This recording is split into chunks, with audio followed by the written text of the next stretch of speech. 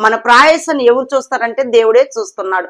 మన ప్రయాస పడుచున్నాం. కొన్ని విషయాల్లో ఒక్కొక్కసారి మనం చాలా ఎంత ప్రయాసపడిన కార్యం జరగబోయేసరికి నీలో చాలా వేదన ఆందోళన కలుగుతున్నప్పుడు నువ్వేం చేయాలో కూడా తెలియని పరిస్థితి. అది కాదు కానీ ఇప్పుడు దేవుడు అంటున్నాడు, ప్రయాసపడుచున్న ఎద్దుకు రండి, మీకు విశ్రాంతిని కలగ చేస్తాను అంటున్నాడు. ఈరోజు విశ్రాంతి ఎక్కడొచ్చిందంటే ఏసీ దగ్గర నుంచే.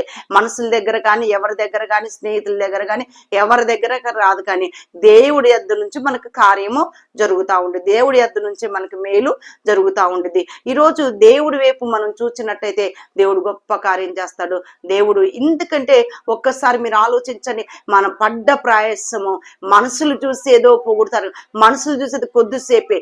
నువ్వు పడ్డ ప్రయాసము దేవుడు చూసి నీకు దేవుడు జవాబు ఇవ్వబోతున్నాడు. ఆయన వైపు నువ్వు తిరిగినట్టయితే దేవుడు నీ వైపు తిరుగుతాడు. నువ్వు పడ్డ ప్రయాసానికి ప్రతిఫలం ఇస్తాడు. ఈ రోజు నువ్వు ఎక్కడున్నప్పటికైనా, ఏ స్థలంలో ఉన్నప్పుడు ఈరోజు దేవుడు నీతో మాట్లాడబోతున్న ఈ మాటలను దేవుడు హృదయాలు హత్తుకొని దేవుడి సన్నిధిలో మీరు బలంగా మీరున్నట్టయితే దేవుడు గొప్ప కార్యం చేస్తాడు.